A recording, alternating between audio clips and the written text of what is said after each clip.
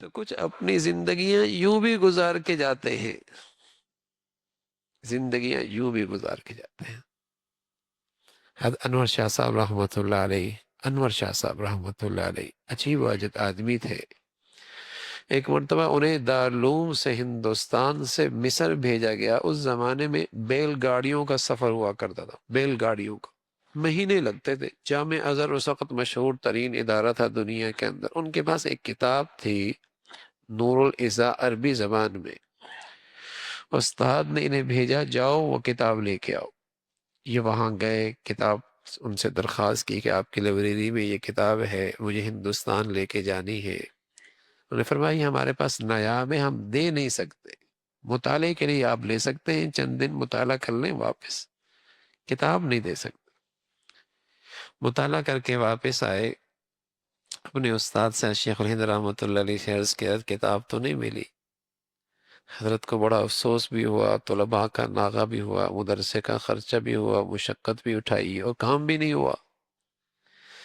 تو شاہ صاحب رحمۃ اللہ علیہ نے فرمایا حضرت کچھ دن مجھے مہلت دے، آپ نے اس مطالعے کی برکت سے آپ نے اپنی ذہانت کے بل بوتے پر وہ پوری کتاب لکھ کر پیش کر دی، عربی زبان میں تھی، اور پھر اسے مصر بھیجا اور ان سے کہا کہ اسے اصل کتاب سے ملا لو۔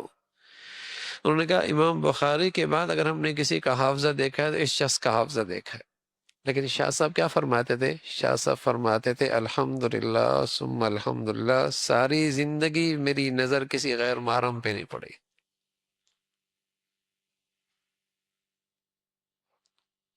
ایک مرتبہ تقریباً 55 سال کی عمر تھی، بخاری پڑھاتے تھے دارالعلوم میں ہندوستان میں، تقریباً اتنی عمر تھی۔ ایک مرتبہ گھر تشریف لائے تو قاری طیب صاحب رحمۃ اللہ علیہ کی والدہ بوڑھی، 60 سال سے اوپر عمر ہوگی ان کی، بوڑھی عمر عورت، وہ گھر میں آئی ہوئی تھی، پتہ نہیں چلا۔ اہلیہ نے دروازہ انہوں نے کھٹوایا، اہلیہ نے دروازہ کھولا تو اہلیہ کے پیچھے پیچھے آنے لگے۔ اللہ کی شان اسی کمرے میں چلے گئے جس گھر میں وہ مہمان خاتون بوڑھی جس کی 60 سال سے اوپر عمر تھی، اسی کمرے میں داخل نظر پڑ گئی۔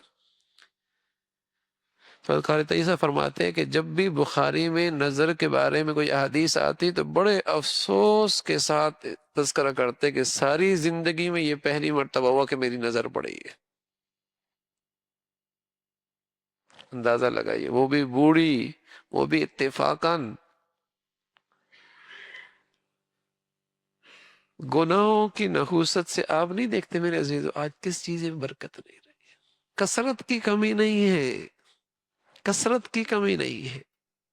اب دیکھیں حالانکہ اتنے ذرائع ہو گئے ہیں، ہونا چاہیے تھا کہ آدمی فارغ ہوتا، آدمی فارغ ہوتا، کیونکہ پہلے ملاقات کرنے کے لیے کتنا وقت لگتا تھا، بات کرنے کے لیے کتنا وقت لگتا تھا، کسی چیز کی تلاش کرنے میں کتنا وقت لگتا تھا، کسی چیز تک پہنچنے میں کتنا وقت لگتا تھا۔ اب تو تیزی تیزی ہے، لیکن وقت سے برکت کیسی اٹھی، ایسا لگتا ہے پہلے زیادہ مصروفیت ہو گئی ہے، وقت ہی نہیں ہے۔